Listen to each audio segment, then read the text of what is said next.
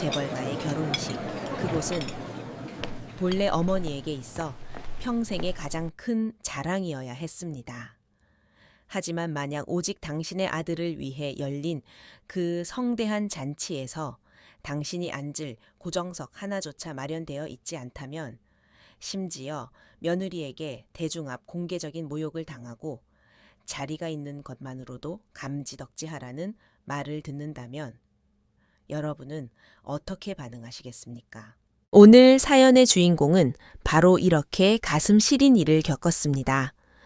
그러나 전혀 예상치 못했던 일은 평소 착하고 효성지극했던 아들이 이 모든 사실을 알게 된 후 그 자리에서 파혼을 선언하고 어머니의 손을 잡은 채 뒤도 돌아보지 않고 그 화려한 연회장을 떠나버렸다는 것입니다. 도대체 어떤 모욕이었기에 한 남자가 인생에서 가장 중요한 순간에 이토록 결단력 있는 선택을 하게 만들었을까요?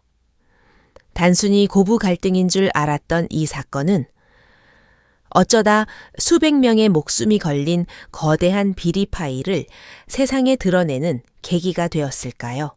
그리고 가족의 사랑 정의가 격렬하게 부딪히는 이 싸움 속에서 평범한 모자는 어떤 대가를 치러야 했을까요? 오늘 우리는 한 결혼식에서 시작된 연쇄적인 폭풍과 그 폭풍 뒤에 숨겨진 묵직한 양심에 대한 이야기를 해보려 합니다. 제 이름은 박순자 올해 58입니다. 제 인생에서 딱히 남들에게 자랑할 만한 건 없습니다. 유일한 자랑거리라면 제 아들 이민호뿐이죠. 민호는 제가 서울 강북의 새벽 시장에서 길거리 토스트를 팔고 남의 집 허리를 굽혀가며 청소를 해서 한 푼, 두 푼 모아 힘들게 키워낸 아이입니다. 저는 그저 민호가 좋은 짝 만나 가정을 꾸리는 모습만 볼 수 있다면 내 인생은 그걸로 완성이라고 생각했습니다. 오늘은 바로 민호가 장가가는 날이었습니다. 결혼식 장소는 서울 시내 한복판에 있는 최고급 호텔 신라호텔이었습니다. 금빛으로 번쩍이는 그곳은 저 같은 사람은 평생 발도 못 들여 놓을 곳이었죠. 샹들리에는 눈이 부시게 빛났고 바닥에 깔린 카펫은 어찌나 푹신한지 결혼식 때문에 큰맘 먹고 산 새 구두가 오히려 어색하게 느껴질 정도였습니다. 제가 입은 암적색 원피스는 민호가 고집을 부려 사준 옷이었습니다. 엄마는 혼주잖아요. 무조건 체면석에 입으셔야 해요. 저는 아들 얼굴에 먹칠이라도 할까봐 머리부터 발끝까지 단정하게 꾸미고 머리카락 한 올 흐트러지지 않게 빗어 넘겼습니다. 하지만 화려한 옷차림의 하객들로 가득 찬 연회장에 들어서는 순간 저는 마치 이방인이 된 기분이었습니다. 손발을 어디다 둬야 할지 모를 정도로 위축되더군요. 치파오를 입은 안내 직원이 저를 연회장 구석진 곳으로 안내했습니다. 테이블 위에 명패를 확인해 보니 주빈석이나 가족석 어디에도 제 이름은 없었습니다. 저는 어쩔 줄 몰라 엉거주춤 서 있었습니다. 그때였습니다. 며느리가 될 최지은이 새하얀 웨딩드레스를 입고 친정 어머니의 팔짱을 낀 채 다가왔습니다. 제가 장승처럼 멍하니 서 있는 모습을 보자 지은의 얼굴에 아주 잠깐 짜증 섞인 표정이 스쳤습니다. 어머님, 왜 아직도 서 계세요? 지은이 입을 떼기도 전에 곁에 있던 신부 들러리이자 사촌 동생인 민지가 비꼬는 말투로 끼어들었습니다. 아우 언니, 호텔 측에서 사돈 어르신 이름을 빼먹은 거 아니야. 지은은 저를 힐끗 보더니 자기네 친척들로 가득 찬 주빈석을 한번 쳐다보고는 제가 한 번도 들어본 적 없는 차갑고 경멸 어린 말투로 말했습니다. 어머님, 오늘 오신 분들 다 귀한 손님들이라 자리가 꽉 찼어요. 그냥 빈자리 아무 데나 찾아서 앉으세요. 사람도 이렇게 많은데 앉을 자리라도 있는 게 어디예요? 자리가 있는 게 어디예요? 그 한마디가 마치 얼음 송곳처럼 제 가슴을 후벼 팠습니다. 머릿속이 윙 하고 울리며 하얘졌고 주변의 음악 소리와 웃음소리가 아득하게 멀어지는 것 같았습니다. 고개를 들어보니 같은 테이블에 앉아있던 붉은 드레스 차림의 여자가 저를 쳐다보고 있었습니다. 아마 신부 쪽 친척 같았습니다. 그녀는 저와 눈이 마주치자 손수건으로 입을 가렸지만 눈가의 서린 비웃음은 감추지 못했습니다. 그녀는 옆에 앉은 남자에게 팔꿈치로 쿡 찌르며 들으라는 듯이 낮은 목소리로 속삭였습니다. 와요 들었나 봐. 그 남자는 고개를 빼꼼히 내밀며 일부러 말꼬리를 길게 늘어뜨려 말했습니다. 아이고 그럼요. 요새 세상에 5성급 호텔 코스 요리를 공짜로 얻어먹고 앉을 자리라도 있으면 감지덕지 해야지. 테이블 전체에서 억눌린 웃음이 터져 나왔습니다. 그 웃음소리가 귀를 파고들어 얼굴이 화끈거려 견딜 수가 없었습니다. 들러리 드레스를 입은 민지는 한술 더 떠 주변 테이블 사람들도 다 들리도록 목소리를 높였습니다. 아이 참, 언니도 그렇게 말하면 안 되지. 강북 달동네에서 나온 할머니가 신라호텔 문턱을 넘은 것만 해도 로또 당첨된 거나 마찬가지인데 안 그래요. 이번에는 웃음소리가 더 커졌습니다. 주변 몇몇 테이블의 사람들이 고개를 돌려 저를 보며 수군거렸습니다. 저는 마치 벌거벗겨진 광대가 되어 무대 중앙에 갇힌 기분이었습니다. 민호 앞에서는 늘 상냥하고 배려 깊던 지은이가 사실은 이 모든 상황을 묵인하고 있었던 겁니다. 더는 견딜 수가 없었습니다. 민호에게 저의 이 비참한 꼴을 보이고 싶지 않았습니다. 오늘은 민호가 주인공인 날이니까요. 제가 망칠 수는 없었습니다. 엄마로서 제가 할 수 있는 유일한 일은 조용히 사라지는 것뿐이었습니다. 저는 벌떡 일어나 뒤를 돌아 문 쪽으로 발걸음을 옮겼습니다. 등 뒤로 들려오는 날카로운 비난들이 바늘처럼 꽂혔습니다. 저것 봐, 얼굴색 변한 거 얼른 가라가 여기 있어봤자 눈에 가시지. 이를 악물고 눈물을 억지로 삼켰습니다. 평생 산전수전 다 겪으며 살았지만 오늘처럼 제 인격과 존엄이 무참히 짓밟힌 적은 처음이었습니다. 제 손이 그 무거운 금색 문고리에 닿으려던 찰나등 뒤에서 익숙하고 다급한 목소리가 들렸습니다. 이 엄마, 민호였습니다. 제 발걸음이 순간 멈췄습니다.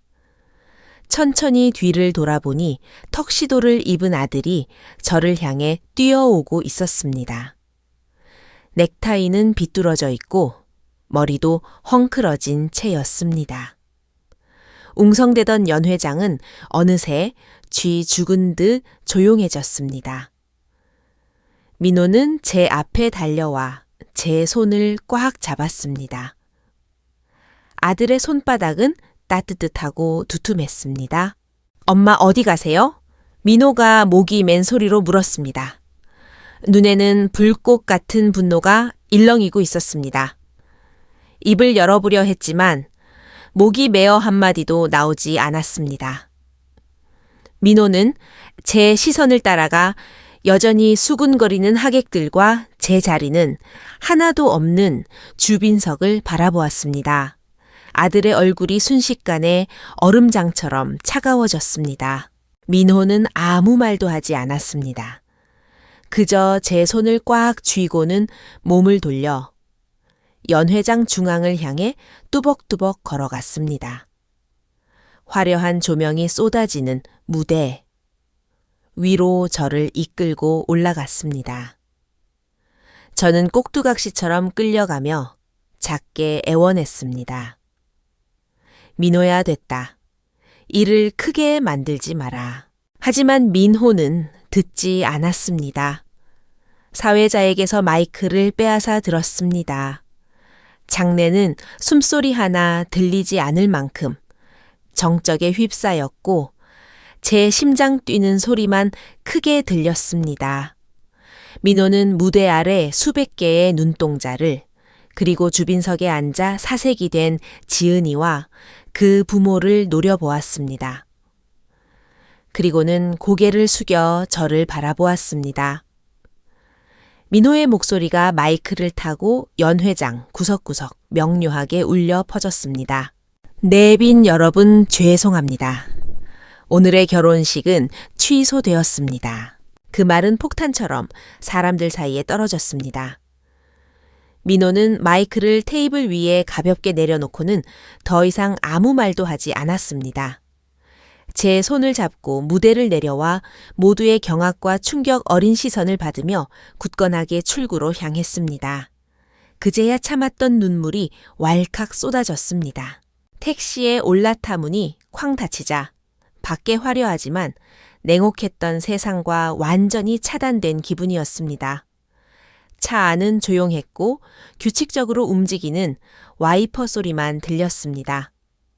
백미러로 낌새를 챈 기사님은 눈치껏 라디오도 켜지 않고 어디로 가냐고 묻지도 않은 채 묵묵히 차를 몰아 한강대교 방향으로 향했습니다.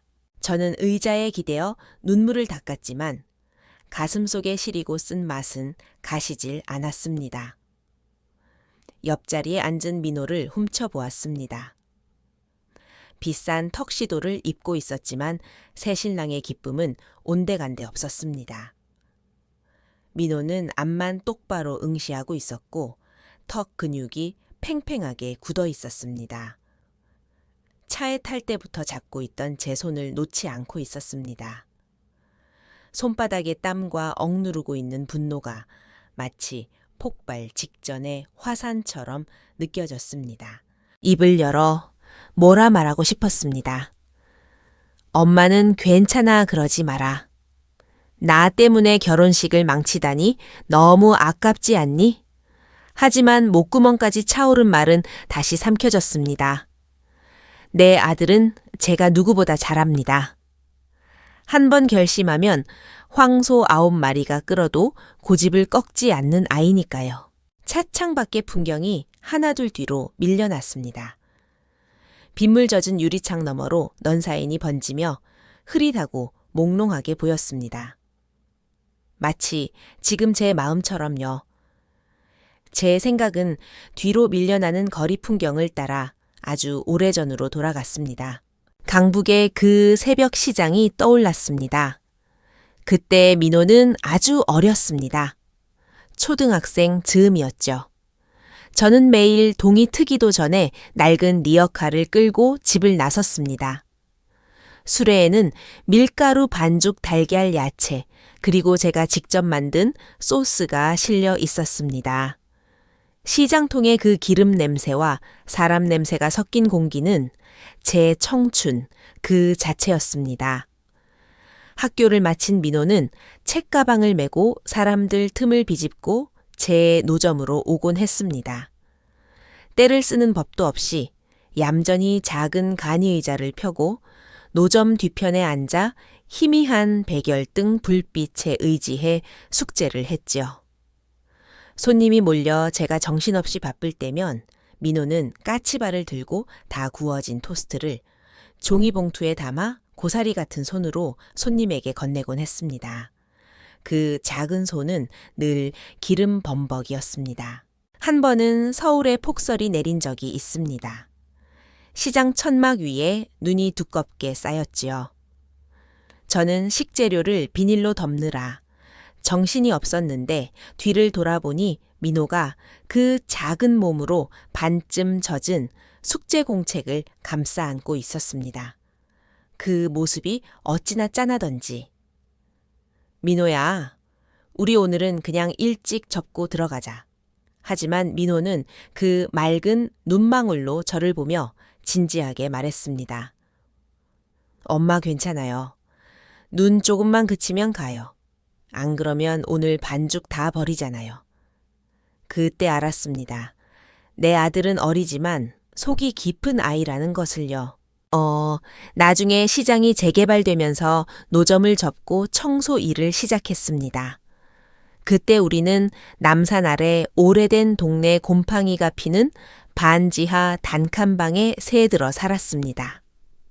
여름엔 벽에 곰팡이가 슬고 겨울엔 냉동고처럼 추웠죠. 저는 비 오는 날이 제일 무서웠습니다. 빗물이 창문 틈으로 들이닥치면 온갖 그릇을 받쳐 물을 받아내야 했으니까요. 중학생이 된 민호는 키가 훌쩍 컸습니다. 운동화 앞코가 터져 입을 벌리고 있는데도 새 신발 사줄 돈이 없었습니다. 어느 폭우가 쏟아지던 밤 바람이 어찌나 거센지 반지하방이 흔들리는 것 같았습니다. 우리는 좁은 싱글 침대에서 눅눅한 이불을 덮고 서로를 꼭 끌어안고 있었습니다. 민호의 마른 몸이 미세하게 떨리는 게 느껴져 머리를 쓰다듬으며 말했습니다. 민호야 무서워 마라. 엄마 있잖아.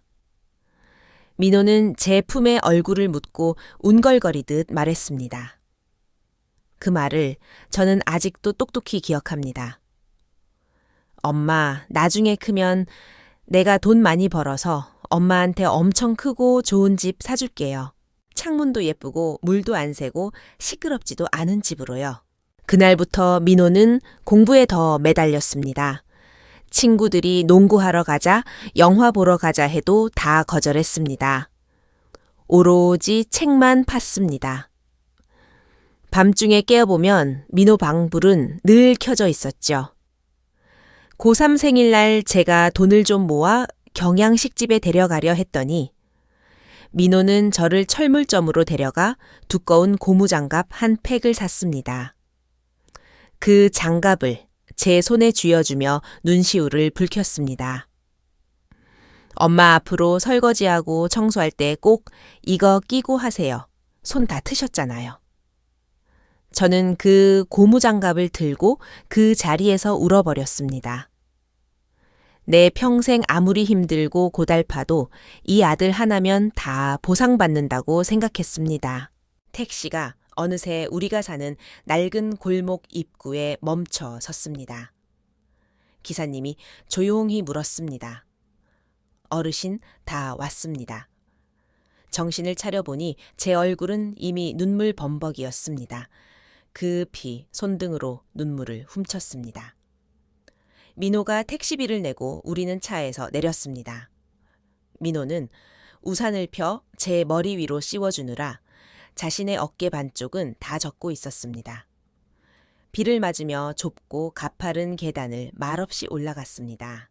복도등은 고장난 지 오래라 어두컴컴했습니다. 저는 차가운 철제 난간을 잡고 힘겹게 한 걸음 한 걸음 옮겼습니다. 현관문을 열고 들어서자 낡은 집, 특유의 익숙한 냄새가 훅 끼쳐왔습니다. 시간 늦었다. 너도 피곤할 텐데 얼른 가서 쉬어라. 말을 꺼내기도 전에 민호가 먼저 입을 열었습니다. 낮지만 거절할 수 없는 단호함과 부드러움이 섞인 목소리였습니다. 엄마, 저 오늘 여기서 자고 갈게요. 저는 부엌으로 들어가 물을 끓였습니다. 민호에게 따뜻한 차라도 한 잔 먹여 몸을 녹이게 하고 싶었습니다. 손이 떨리고 마음도 심란했습니다.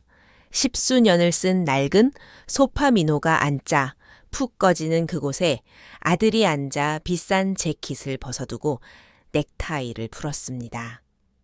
지쳐 보였습니다. 차를 타서 옆에 앉았습니다. 거실엔 작은 노란색 조명 하나만 켜져 있어 분위기는 아늑했지만 민호 얼굴의 그늘은 더 깊어 보였습니다. 민호야. 참다모차의 입을 열었습니다. 목소리가 깨질까봐 조심스러웠습니다. 너 오늘 이렇게 해버리면 앞으론 어쩌려고 그러니. 저는 아들의 직장, 그리고 미래가 걱정되었습니다. 최 회장네는 서울에서도 꽤 힘있는 집안이라 아들에게 해코지할까봐 두려웠습니다. 민호는 바로 대답하지 않고 묵묵히 차를 한 모금 마시더니 늘 들고 다니던 검은색 서류 가방을 테이블 위에 올렸습니다. 탁 하고 잠금 장치를 푸는 소리가 났습니다. 저는 그 안에 축의금 봉투나 혼인신고서 같은 게 있을 줄 알았습니다. 하지만 아니었습니다. 민호는 두툼한 서류 뭉치를 꺼내 제 앞에 놓았습니다. 표지에는 굵은 글씨로 이렇게 적혀 있었습니다. 한국병원 신축공사 구조 안전진단보고서. 이게 뭐니? 제가 멍하니 묻자 민호가 첫 페이지를 넘겼습니다. 제가 모르는 도표와 숫자들이 있었지만 몇 장의 사진이 눈에 들어왔습니다. 앙상하게 드러난 철근과 시멘트 덩어리들, 그리고 붉은 펜으로 동그라미 쳐진 곳들이 보였습니다. 엄마. 민호의 목소리는 차분했지만 한 글자 한 글자가 돌덩이처럼 무겁게 제 가슴에 떨어졌습니다. 제가 요즘 병원 짓는 프로젝트 맡았다고 했던 거 기억나세요? 저는 고개를 끄덕였습니다. 당연히 기억하죠. 그 일 때문에 몇 달을 밤새우며 야근했으니까요. 저는 병원 짓는 건 사람 살리는 일이니 복 짓는 거라고 힘들어도 보람 있는 일이라고 격려했었습니다. 우리 회사가 시공을 감독하는데 하청건설사가 바로 지은이네. 아버지가 운영하는 태양건설이에요. 심장이 덜컥 내려앉았습니다. 엄마, 여기 보세요. 민호가 철근 사진을 가리켰습니다. 이게 주요 구조 기둥에 들어가는 철근이에요. 시공 규정상 지름 32mm를 써야 하는데 돈 아끼려고 25mm짜리를 썼어요. 다른 페이지의 검사 보고서를 넘기며 말을 이었습니다. 콘크리트 강도도 기준 미달이에요. 이 병원 만약 이대로 완공되면 지진은커녕 큰 장마나 태풍 한 번만 와도 무너질 수 있어요. 저는 입을 다물지 못했습니다. 보고서를 쥔 손이 떨렸습니다. 이건 단순한 부실 공사가 아니었습니다. 사람 목숨을 파리 목숨으로 아는 짓이었습니다. 너 언제 알았니? 목소리가 떨려 나왔습니다. 대략 3개월 전쯤요. 뭔가 이상해서 사비를 털어 몰래 검사를 의뢰했어요. 증거는 다 모아뒀고요. 그제야 알 것 같았습니다. 아들이 결혼식장에서 보인 행동은 단순한 홧김이 아니었다는 것을요. 그럼 너 오늘? 엄마, 저는 그들에게 마지막 기회를 주려고 했어요. 민호가 제 말을 끊으며 고통스러운 눈빛을 보였습니다. 한 달 전쯤 이 보고서 초안을 들고 최 회장님, 그러니까 지은이 아버지를 찾아갔어요. 끝까지 가겠다는 게 아니라 안전상 문제가 있으니 빨리 시정해 달라고 부탁드렸어요. 잠시 말을 멈추더니 자조 섞인 웃음을 지었습니다. 저는 그때까지만 해도 순진하게 생각했어요. 그분이 잠시 욕심에 눈이 멀었을 뿐 지은이를 위해서라도 가문의 명예를 위해서라도 바로잡을 거라고요. 만약 고치겠다고만 하면 이 보고서는 영원히 묻어둘 생각이었어요. 그래서 그 사람이 뭐라던 제가 긴장해서 물었습니다. 제 앞에서 그 보고서를 찢어버리셨어요. 민호의 목소리가 싸늘해졌습니다. 제 어깨를 두드리며 웃으시더군요. 이 서방 자네는 너무 젊어서 이 바닥 생리를 몰라. 그러면서 저랑 지은이가 결혼하면 한 식구인데 이 프로젝트로 벌 돈에 제 목도 챙겨주겠다고 하셨어요. 제 마음이 청일 낭떠러지로 떨어지는 것 같았습니다. 그날부터 알았어요. 이 결혼은 힘들겠구나. 민호가 죄송하다는 눈빛으로 저를 보았습니다. 미안해요, 엄마. 계속 숨겨서. 하지만 그는 계속 말했습니다. 마지막 희망을 걸었어요. 지은이는 다를 거라고 부모에게 응석바디로 자라긴 했지만 본성은 착한 아이일 거라고 믿었어요.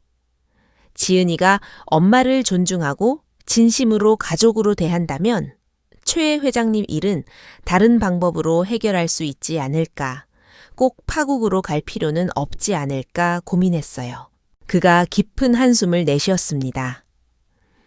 그런데 오늘 결혼식장에서 그 식구들이 엄마를 어떻게 비웃는지, 엄마의 존엄을 어떻게 짓밟는지 봤어요. 그 순간 완전히 마음을 정리했어요. 민호는 제 눈을 똑바로 보며 또박또박 말했습니다. 사람 목숨을 돈벌이 수단으로 아는 집안이 사람에 대한 존중을 알 리가 없죠. 자기 엄마가 모욕당하는 걸 보고도 가만히 있는 놈이라면 아무리 성공한들 자식 자격이 없는 거고요. 불현듯 아주 오래전 어린 민호에게 했던 말이 떠올랐습니다. 밥 굶기를 밥 먹듯 하던 시절, 민호가 주워온 지갑을 파출소에 갖다 주고 왔을 때 제가 머리를 쓰다듬으며 해준 말이었습니다. 민호야, 명심해라. 우리 집은 가난해도 뼈대는 있어야 한다. 배운 건 없어도 양심 팔아먹는 짓은 하지 말자. 아들은 그 말을 한순간도 잊지 않고 있었던 겁니다. 저는 차가운 보고서 서류를 어루만졌습니다. 이건 서류가 아니었습니다. 제 아들의 묵직한 양심이었습니다. 또다시 눈물이 흘러내렸지만 이번엔 서러움이 아닌 자랑스러움의 눈물이었습니다. 제가 키워낸 이 남자, 저보다 훨씬 더 용기 있고 지혜로운 제 아들. 하지만 앞으로 닥칠 일은 분명 힘겨운 싸움이 될 터였습니다. 여기까지 들으신 여러분도 아마 저처럼 걱정되면서도 대견하시겠죠. 만약 여러분이 저라면 자식의 안전을 위해 멈추라고 말리시겠습니까? 아니면 정의를 위해 끝까지 싸우라고 지지하시겠습니까? 속마음을 털어놓고 나니 가슴을 짓누르던 돌덩이가 조금 가벼워진 것 같았습니다. 여전히 걱정은 됐지만 든든함이 더 컸습니다. 아들이 정말 어른이 되었구나. 자기만의 원칙과 어깨를 가진 남자가 되었구나 싶었지요. 분위기가 좀 풀리자 저는 부엌으로 가서 냉장고를 열었습니다. 민호야, 배고프지? 엄마가 북어국이랑 두부 좀 부쳐줄까? 민호가 어릴 때부터 좋아하던 음식이었습니다. 비싼 건 못 먹여도 북어 대가리 푹 고아 만든 국에 두부 부침이면 우리 모자에겐 최고의 성찬이었으니까요. 좋죠. 엄마가 해주는 게 제일 맛있잖아요. 민호 목소리가 한결 밝아졌습니다. 저는 도마 위에서 팔을 썰며 탁탁탁 소리를 냈습니다. 잠시 후 민호가 부엌으로 들어와 셔츠 소매를 걷어붙였습니다. 좁은 부엌이 꽉 찼습니다. 엄마, 제가 도울게요. 됐다, 넌 가서 쉬어. 기름 튀어. 손사래를 쳤지만 민호는 가지 않고 싱크대 옆에 기대어 제가 요리하는 걸 지켜봤습니다. 그러다 수도꼭지를 만지작거렸습니다. 이거 또 물 새네요. 오래돼서 그래. 꽉 잠그면 돼. 민호는 말없이 공구함을 가져와 쪼그리고 앉아 수도꼭지를 고치기 시작했습니다. 저는 국을 끓이며 아들이 렌치로 나사를 조이는 소리를 들었습니다. 그 소리가 어찌나 묵직하고 믿음직스럽던지 제 마음도 덩달아 고요해졌습니다. 그날 밤 우리는 약속이라도 한 듯 결혼식 일이나 최 회장네 이야기는 꺼내지 않았습니다. 보고서 이야기도요. 그저 소소한 집안일 이야기만 나눴습니다. 엄마 허리 아픈 건 좀 어때요? 괜찮다. 저번에 네가 사준 파스 붙이니까 낫더라. 참, 네 방 정우 나간 것 같던데 내일 갈아줘라. 네, 알겠어요. 북엇국 냄새가 방 안에 퍼졌습니다. 소박하지만 따뜻한 밥상. 민호가 국을 한술 뜨더니 눈을 반짝였습니다. 역시 엄마 음식 솜씨는 변하질 않네요. 어릴 때 맛 그대로예요. 저는 웃으며 민호 밥그릇에 두부를 더 얹어주었습니다. 많이 먹어라. 너 요즘 살 빠졌더라. 그때 식탁 위에 둔 민호의 휴대폰이 울렸습니다. 액정에 최지은 세 글자가 떴습니다. 벨소리가 날카롭게 정적을 깼습니다. 제 심장이 덜컥 내려앉았습니다. 민호는 눈 하나 깜짝 않고 전화를 끊고는 폰을 뒤집어 놓았습니다. 잠시 후 또 전화가 왔지만 다시 끊어버렸습니다. 서너 번 반복되자 전화기는 잠잠해졌습니다. 마음이 편치 않았습니다. 한때 결혼까지 약속했던 사이인데 칼로 무 자르듯 끊기가 어디 쉽겠습니까? 민호야, 정말 괜찮겠니? 민호가 수저를 내려놓고 저를 진지하게 보았습니다. 엄마, 전에는 사랑이 둘만의 문제인 줄 알았어요. 그런데 이제 알았어요. 사랑도 두 가족의 결합이라는 걸요. 우리 엄마를 존중하지 않는 집안 저는 감당 못해요. 그 말이 너무나 단호해서 저는 그가 정말 마음을 정리했다는 걸 알았습니다. 설거지를 마치고 민호 방에 가보니 이미 이부자리를 펴놨더군요. 예전엔 몰랐는데 지금 보니 그 싱글 침대가 아들에게는 너무 작아 보였습니다. 민호는 창가에 서서 서울의 야경을 보고 있었습니다. 멀리 남산타워 불빛이 보였습니다. 제가 뒤에서 이불을 덮어주려 하자 민호가 돌아보며 저를 안았습니다. 엄마 걱정 마세요. 다 잘 될 거예요. 그리고 덧붙였습니다. 내일이 지나면 다시는 아무도 엄마를 무시하지 못하게 될 거예요. 그날 밤은 아들이 곁에 있어서인지 꿈도 꾸지 않고 푹 잤습니다. 다음 날 새벽 민호는 일찍 일어나 말끔하게 차려입고 다시 냉철한 엔지니어의 모습으로 돌아왔습니다. 엄마 회사 가서 처리할 게 있어요. 오늘은 청소일 나가지 말고 집에서 쉬세요. 점심때 와서 같이 밥 먹어요. 현관에서 구두를 신으며 말하는 아들의 등을 보며 고개를 끄덕였습니다. 민호가 나가고 저는 습관처럼 장바구니를 들고 동네 시장으로 향했습니다. 골목을 나서자마자 앞집 김씨 아줌마가 헐레벌떡 뛰어왔습니다. 손에는 신문을 쥐고 있었는데 표정이 심상치 않았습니다. 순자씨, 이것 좀 봐. 아줌마가 내민 조간신문 한 면, 헤드라인이 망치처럼 제 눈을 때렸습니다.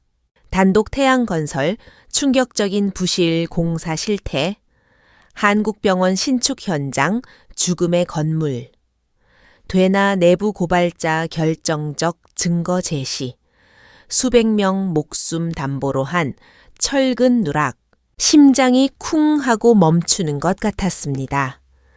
떨리는 손으로 신문을 펼치니 어젯밤 민호가 보여준 그 사진들과 도표가 대문짝만하게 실려 있었습니다.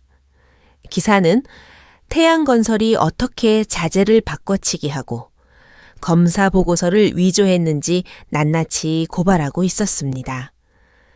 마지막에는 내부 관계자가 엄청난 위험을 무릅쓰고 언론에 제보했다고 적혀 있었습니다. 옆에서 김씨, 아줌마가 혀를 찼습니다. 아이고 세상에, 태양건설 정말 악질이네. 병원은 사람 살리는 곳인데 거기서 장난질을 쳐 천벌 받을 놈들. 저는 아무 말도 할 수 없었습니다. 민호가 어젯밤 했던 말이 귓가에 맴돌았습니다. 내일이 지나면 다시는 아무도 엄마를 무시하지 못하게 될 거예요. 이게 바로 민호가 말한 방식이었던 겁니다. 시장의 간이 난리가 났습니다. 정육점 박씨 아저씨가 칼로 도마를 내리치며 성을 냈습니다. 신문 봤어 태양건설 놈들. 내가 그 주식 샀는데 오늘 아침부터 하한가야 아주 다 죽게 생겼어. 채소 가게. 이 씨 아주머니도 거들었습니다. 그래도 제보한 사람은 진짜 용기 있다. 밥줄 끊길 각오하고 한 거 아냐. 보복당하면 어쩌려고. 그 말들을 들으며 저는 두려움과 자부심이 뒤섞인 복잡한 감정을 느꼈습니다. 민호의 정체가 탈로 날까봐, 최 회장네가 해코지 할까봐 무서웠습니다. 서둘러 장을 봐서 집으로 돌아왔습니다. TV를 켜니 뉴스 채널마다 속보로 이 사건을 다루고 있었습니다. 태양건설 사옥 아픈 기자들로 인산인해였고 주가는 곤두박질치고 있었습니다. 불안해서 거실을 서성이는데 민호가 집에 두고 간 예전 휴대폰이 울렸습니다. 망설이다 전화를 받았습니다. 야, 이민호 내 어지 내가 한 짓이지. 수화기 너머로 고래고래 소리 지르는 남자의 목소리, 최 회장이었습니다. 이 배은망덕한 자식, 내가 가만둘 줄 알아. 우리 집안이 어떤 집안인데 감히 내까짓게 덤벼. 너랑 그 총우석 엄마까지 싹 다 가만 안 둘 거야. 욕설과 고함에 놀라 심장이 멎을 뻔했습니다. 그때 현관문이 열리고 민호가 들어왔습니다. 사색이 된 저를 보고 단박에 상황을 파악했습니다. 엄마 그 사람이에요. 제가 떨며 고개를 끄덕이자 민호가 수화기를 빼서 들었습니다. 그리고 조용히 제자리로 돌려놓았습니다. 민호는 제 차가운 손을 잡았습니다. 엄마 겁먹지 마세요. 그의 목소리는 침착했습니다. 지금 저 사람은 덫에 걸린 짐승처럼 짖는 것뿐이에요. 저럴수록 더 무섭고 찔린다는 증거예요. 하지만 그때 민호의 주머니에 있던 회사 폰이 울렸습니다. 이번엔 스피커폰으로 받았습니다. 최 회장의 변호사였습니다. 이민호 팀장님, 회장님께서 협상을 원하십니다. 자료가 조작된 오해라고 해명 인터뷰만 해주시면 원하시는 조건 다 들어드립니다. 저는 긴장해서 아들을 봤습니다. 민호는 표정 변화 없이 차갑게 말했습니다. 회장님, 조건엔 관심 없습니다. 제 조건은 하나뿐입니다. 무엇입니까? 제 어머니께 직접 와서 무릎 꿇고 사과하라고 전하세요. 민호는 전화를 끊었습니다. 아들의 눈빛은 흔들림이 없었지만 그 뒤에 깊은 피로감이 보였습니다. 이제 시작이라는 걸 직감했습니다. 그 후로 시간은 더디게 흘렀습니다. 검찰 수사가 시작되었고 태양건설 주주들은 서로 탓하며 아수라장이 되었습니다. 민호는 더 바빠졌고 말수가 줄었습니다. 매일 밤늦게 들어왔고 제 폰에 모르는 번호가 뜨면 받지 말라고 당부했습니다. 누가 문을 두드려도 함부로 열어주지 말라고 했죠. 어느 날은 쓰레기를 버리러 갔다가 골목에 세워둔 민호차 타이어가 찢겨 있는 걸 봤습니다. 민호는 동네 꼬마들 장난일 거라며 대수롭지 않게 말했지만 저는 알았습니다. 이것이 경고라는 것을요. 동네 사람들도 저를 피하거나 뒤에서 수군거렸습니다. 아들이 은혜를 원수로 갚아서 회사 하나를 망하게 했다는 둥 앞길 창창한 놈이 멍청한 짓을 했다는 둥. 속상했지만 저는 허리를 꼿꼿이 폈습니다. 우리는 잘못한 게 없으니까요. 비 오고 꿉꿉하던 어느 날 오후 마음이 답답해 종로조계사에 갔습니다. 부처님께 민호의 무사 안녕만 빌고 일어서려는데 익숙하고 날카로운 목소리가 들렸습니다. 어머 사돈 어르신? 아니세요. 여기 올 염치가 있으신가 봐요. 고개를 돌려보니 최지은의 어머니 최 여사였습니다. 며칠 사이 10년은 늙어 보였습니다. 샤넬 정장은 헐거워 보였고 예전의 기세등등함은 사라진 채 초췌했습니다. 무시하고 지나가려는데 그녀가 앞을 막아섰습니다. 박순자 씨, 목소리가 떨렸습니다. 도대체 어떻게 해야 우리를 놔줄 거예요? 돈이요? 얼마면 돼요? 불과 얼마 전만 해도 자리 있는 것만으로 감사하라던 그 귀부인이 이제는 애원하는 눈빛으로 저를 보고 있었습니다. 통쾌함보다는 씁쓸함이 밀려왔습니다. 저는 차분하게 고개를 저었습니다. 사모님 번지수 잘못 찾으셨습니다. 처음부터 돈 문제가 아니라고 했습니다. 그녀가 울먹이며 제 팔을 잡았습니다. 제발요. 이 팀장 좀 말려주세요. 우리 남편 심장병으로 쓰러졌어요. 지은이는 방에 처박혀서 먹지도 않아요. 우리 집 다 망하게 생겼다고요. 눈물 범벅이 된 그녀의 얼굴을 보며 저도 엄마로서 짠한 마음이 들었습니다. 하지만 동정이 옳고 그름을 덮을 순 없죠. 저는 그녀의 손을 천천히 하지만 단호하게 떼어냈습니다. 사모님, 인과응보입니다. 오늘 이런 결과는 제 아들이 만든 게 아니라 당신들이 뿌린 씨앗입니다. 제 아들이 원하는 건 돈이 아니라 정의입니다. 그리고 당신이 제게 빚진 건 사과 한마디가 아니라 사람에 대한 기본적인 존중이었습니다. 저는 뒤도 돌아보지 않고 절을 빠져나왔습니다. 그날 저녁 민호 친구 상철이가 과일과 족발을 사들고 찾아왔습니다. 이모님 걱정 마세요. 저희 동창들 다 민호 편이에요. 그런 악덕 기업은 혼나야죠. 정의감 넘치는 청년의 말에 마음이 훈훈해졌습니다.